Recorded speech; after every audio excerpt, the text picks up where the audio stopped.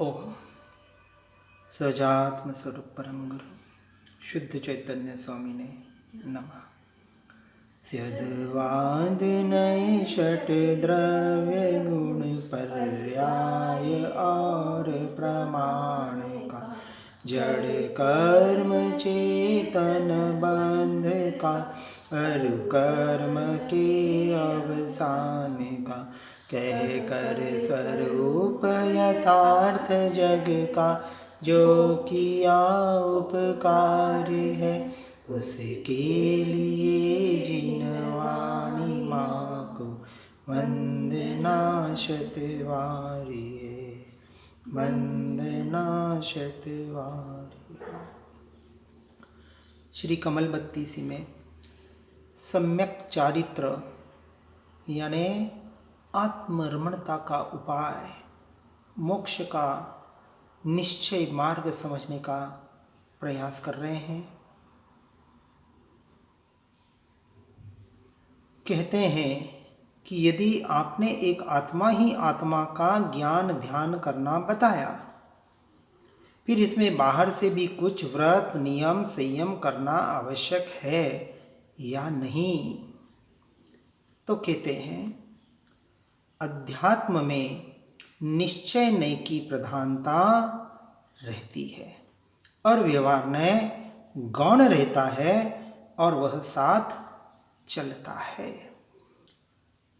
व्यवहार से निश्चय नहीं परंतु निश्चय के आधारित जो व्यवहार है वह व्यवहार साथ में चलता है गौण तरीके से, परंतु वहाँ प्राधान्यता एकमात्र निश्चय यानी आत्मरमणता की ही होती है। जैसे पथिक के चलने पर छाया पीछे चलती है, शुद्धात्मा का अनुभव होने के पश्चात पात्रता बढ़ने पर पांचवें और छठे गुण स्थानक में उस प्रकार का बाह्य आचरण होता ही है।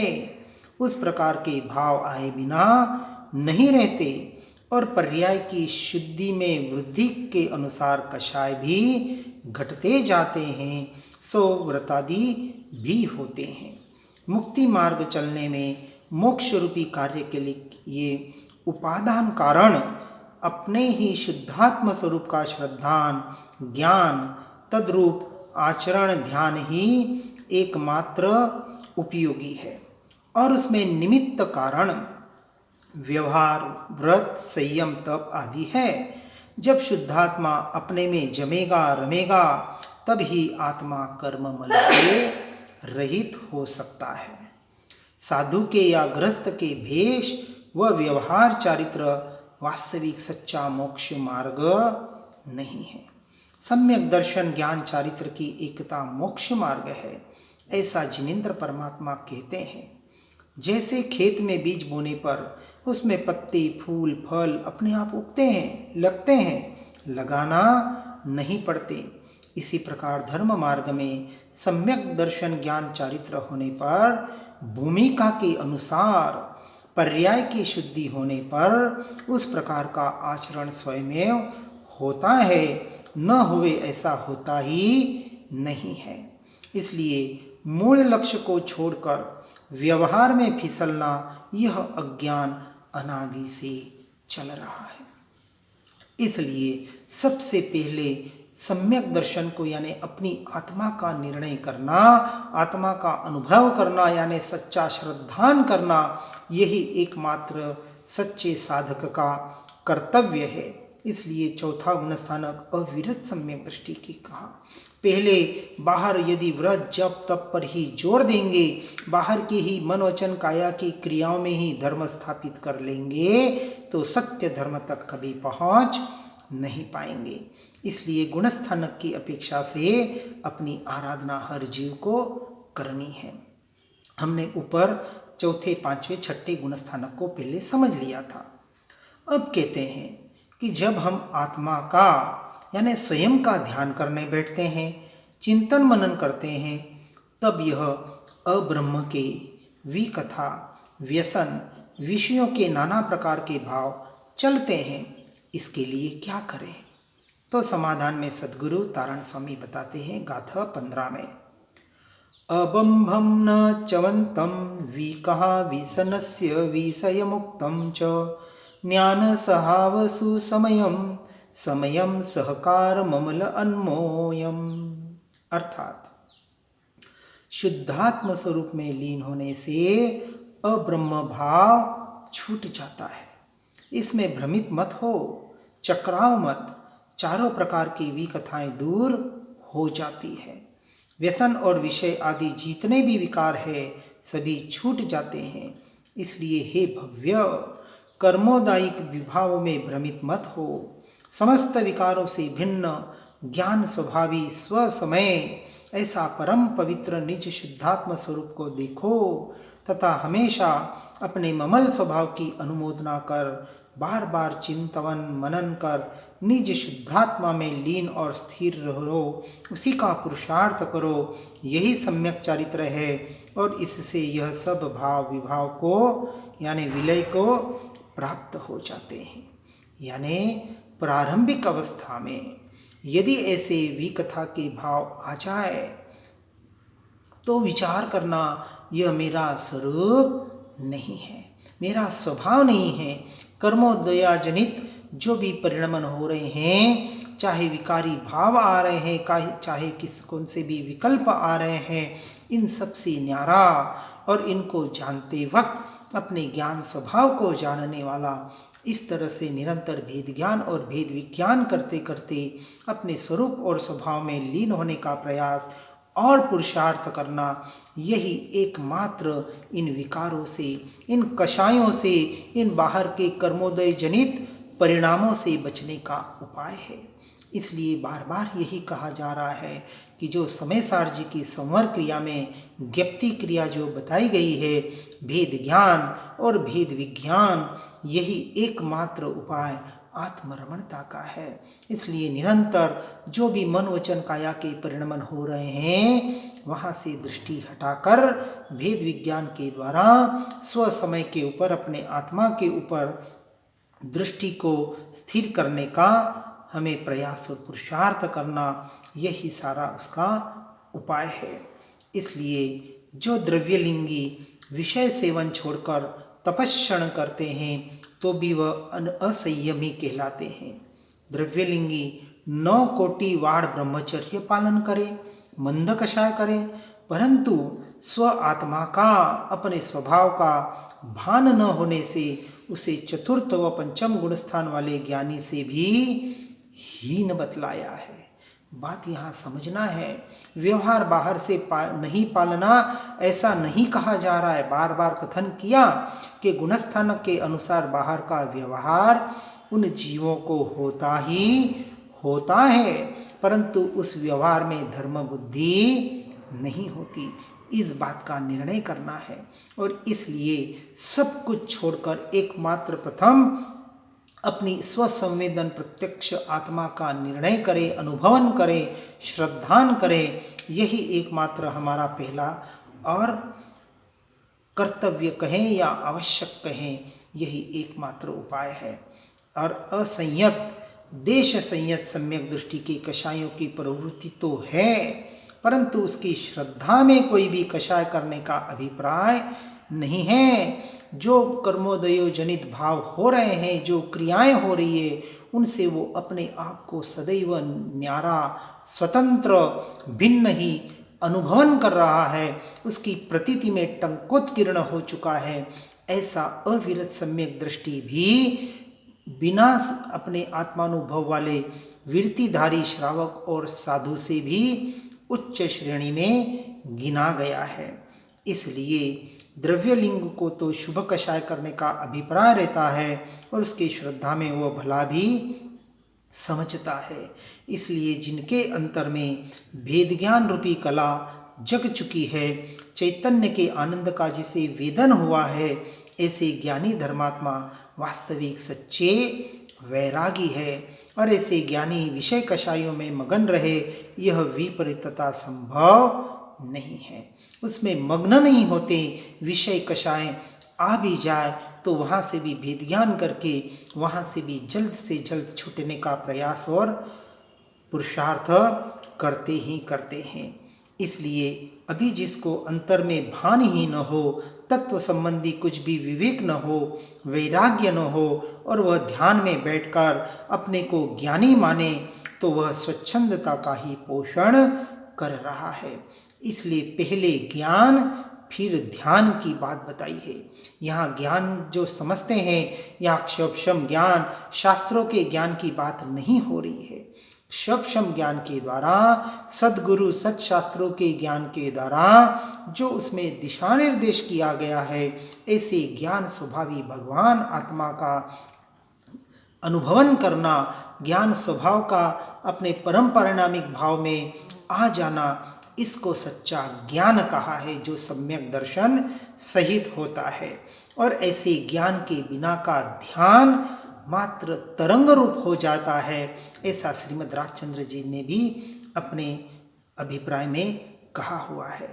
इसलिए सम्यक दृष्टि को ज्ञान वैराग्य की ऐसी शक्ति प्रकट हुई है कि गृहस्थाश्रम में होने पर भी, सभी कार्य में स्थित होने पर भी वहाँ वह लेपायमान नहीं है और निर्लेप ही रहते हैं। ज्ञानी के अभिप्राय में राग है, वह भी जहर है, काला नाग है। इसलिए राग तो राग है, अप्रशस्त और अप्रशस्त नहीं है, क्योंकि राग तो आग है, जलाने वाला है और बाहर भटकाने वाला है। इसलिए उसे आत्मा के सिवा बाहर कहीं भी अच्छा नहीं लगता। जगत की कोई वस्तु सुंदर नहीं लगती। जिसे चैतन्य की महिमा है, चैतन्य का ही रस है, उसको बाह्य विषयों का रस छूट ही जाता है, या यूं कहें छूटना ही चाहिए। और बाहर का रस यदि नहीं छूटा है तो समझना अभी चैतन्य का रस आया ही नहीं है। इसलिए जिसे भवभ्रमण से सचमुच छूटना हो, उसे अपने को पर द्रव्य और पर भावों से संपूर्णतः भिन्न न्यारा स्वतंत्र पदार्थ स्वयं का निश्चित करके अपने ममल स्वभाव में लीन रहने का सतत पुरुषार्थ और प्रयास करना चाहिए। कैसे कहा? सतत, निरंतर, ज़्यादा से ज़्यादा, और इसके लिए पर द्रव्य पर भावों से छूटने का भी साथ साथ में पुरुषार्थ करना ही पड़ेगा। इसलिए गायक की अपने ध्रुव धाम में दृष्टि जमने पर ममल स्वभाव में रहने, उसमें एकाग्रता रूप प्रयत्न करते करते पर्याय में भी निर्मलता प्रकट होती जाती है, और यह सब अब्रह्म, विकथा, व्यसन, विषयादि के भाव अपने आप छूट जाते हैं और विलय को प्राप्त हो जाते हैं। इसलिए साधक द्रव्य कर्म, भाव कर्म, शरीर आदि नौ कर्म के प्रति उदासीन रहता है, क्योंकि शुद्ध स्वरूप का अनुभव होने से उसे शुद्ध चैतन्य ही उपादेय है। और जब से ध्रुव स्वभाव शुद्धात्मा को ध्यान में लेकर आत्म अनुभव हुआ, यानी जीव जब सम्यक दृष्टि बना, सम्यक दर्शन को प्राप्त किया, तब से वह जीव पूर्णानंद स्वरूप को उपादेय जानने से रागादि रूप उठने वाले विकल्पों के प्रति भी उदासीन रहता है, यानी उसे अपना नहीं मानता है, उन्हें कोई महत्व नहीं देता, और उसकी दृष्टि में इनका कोई मूल्य महत्व न होने से फिर वह अपने आप विलय को प्राप्त हो जाते हैं। अब यहाँ आगे प्रश्न करते हैं कि हम पूरा पुरुषार्थ करते हैं, जोर लगाते हैं, पर यह वेदक सम्यक्त्व दर्शन मोहनीय के भाव, अप्रत्याख्यानावरण कषाय और कर्मोदय के भाव स्थिर शांत नहीं होने देते। इसके लिए क्या करें? तो गाथा 16 में बताते हैं, जिन्वयनम च सहावम जिनियम मिथ्यातकसाय कम्मानम अप्पा शुद्धप्पानम परमप्पा ममल दर्शये शुद्धम। अर्थात जिनवाणी में जिनेन्द्र परमात्मा ने वस्तु का यथार्थ स्वरूप कहा है कि निज स्वभाव समस्त विकारों से रहित शुद्ध ज्ञानमयी ही है, इसे सहर्ष स्वीकार करो, इसका टंकोत्कीर्ण निर्णय करो और इसी का श्रद्धान करो। मैं आत्मा, शुद्धात्मा, परमात्मा स्वरूप ही हूँ, ऐसी आत्मानुभूति ही मुक्ति का कारण है। इसलिए हे साधक, निज स्वभाव के आश्रय से ही मिथ्यात्व, कर्म और कषायों को जीतोगे तथा परमानंदमयी परम सुख प्राप्त करोगे। इसलिए समस्त कर्म मलों से रहित अपने शुद्ध समय सार स्वरूप ममल स्वभाव को ही देखो, इसी से पर्याय शुद्ध होगी। इस बात का हमें भेद ज्ञान और भेद विज्ञान से, तत्व निर्णय से निरंतर निर्णय करते करते स्वरूप और स्वभाव में ही रमणता करनी पड़ेगी। और जैसा वस्तु स्वरूप जिनवाणी माता में यानी सदशास्त्रों में सदगुरुओं ने जो बताया है, वैसे स्वरूप का निर्णय करके एकमात्र अपनी आत्मा में अपने स्वरूप और स्वभाव में लीन होने का हमें प्रयास और पुरुषार्थ करना है। और बाहर के उदयाजनित जो भी भाव हैं, प्रत्याख्यानावर्णीय संज्वलन कर्मों के उदय से जो कषाय हो रही है, उन कषायों से भी अपनी दृष्टि हटाकर और व्यवहार से बाहर अनुव्रत यानी 11 प्रतिमा आदि का पालन करते हुए पर द्रव्य पर भावों से हटने का साथ साथ में प्रयास करना है और अपनी आत्मा की शुद्धि की वृद्धि का परिणमन निरंतर करने का प्रयास करना है। अब जिसे बाहर से आसक्ति अभी मूर्छा छूटी नहीं है, इसके लिए श्रीमद जी ने भी एक गाथा में कहा है, मुखति ज्ञान कथे अने अंतर छूट्यो न मोह, ते पामर प्राणी करे मात्र ज्ञानीनो द्रोह। जो सिर्फ मुख से आत्मा की ज्ञान की बातें तो कर रहा है, ऐसा शुष्क ज्ञानी, और जो मात्र क्रियाओं को ही धर्म मान रहा है, ऐसा जड़ क्रियावादी, और जो दोनों से धर्म होगा ऐसा मानना है, ऐसा उभयावासी। तीनों से हटकर जो एकमात्र शुद्ध चैतन्य की आराधना करके नयातिक्रांत और पक्षातिक्रांत होकर मैं दिगंबर हूँ, मैं श्वेतांबर हूँ, मैं स्थानकवासी हूँ, मैं जैन हूँ, मैं हिंदू हूँ, मुसलमान हूँ, क्रिश्चियन हूँ, सिख हूँ, ईसाई हूँ, इन सब मत पंथ भेदों से, इन सारे आग्रहों से, इन सारे संप्रदायवाद से छूटकर एकांत में जाकर जो अपनी आत्मा की सच्ची आराधना करता है, वही वास्तविक इन सारे कषायों से रहित होकर सच्चे ब्रह्मचर्य का यानी अपने ब्रह्म स्वरूप आत्मा में चर्या करने रूप सच्चे धर्म का पालन कर सकता है। और ऐसा ही ब्रह्मचर्य यानी आत्मा में चरण करने वाला, आचरण करने वाला जीव ही सच्चा ब्रह्मचारी है। बाहर के कितने ही ब्रह्मचर्य धारण कर ले, करना है उसका निषेध नहीं है। भूमिका के अनुसार, गुणस्थानक के अनुसार अपने आप ही आता है। लेकिन जिसने सिर्फ बाहर के ब्रह्मचर्य आदि मात्र क्रिया को ही धर्म मान लिया, बहुत से ऐसे आज हमें देखने को मिलते हैं कि आत्मा की आराधना करते हैं, परंतु हो सकता है कि ब्रह्मचर्य का पालन हो सके या न हो सके। उसे जो ब्रह्मचर्य का पालन करते हैं वो भी स्वीकार नहीं कर पाते कि ते आत्मा की बातें तो कर रहा है, लेकिन बाहर से देखो। लेकिन हमें ऐसे बातों से भी हटकर अपने स्वरूप में झांकना है। मैं कहाँ हूँ, इसका हमें वास्तविक निर्णय करना है और अपनी आराधना में आगे बढ़ने का वास्तविक पुरुषार्थ करना है। किसी की भी बातों में न अटकते हुए एकमात्र अपने भीतर की आराधना करनी है और साथ साथ में इन बाहर के विभावों से, विकल्पों से, सारी क्रियाओं से हटने का भी प्रयास और पुरुषार्थ करना ही है। कहीं व्यवहार का अंश मात्र भी निषेध नहीं होता है। शास्त्रों में व्यवहार की भी बातें बताई हैं, निश्चय की भी बातें बताई हैं। अपनी अपनी भूमिका के अनुसार उनका यथायोग्य आदर करते हुए मोक्ष मार्ग तो एकमात्र आत्मरमणता में ही है, इसका निर्णय करके हर जीव इस मार्ग में निरंतर आगे बढ़ता रहे। यही भावना जिन वाणी के ज्ञान से हो सम्यक श्रद्धान, हो चारित्र महान उर पाऊं पद निर्वाण। निज निधि निज में बताई, यह अनंत उपकार है उसी के लिए जिन वाणी माँ को वंदना शतवार है, वंदना शतवार। ओम नमः सिद्धम।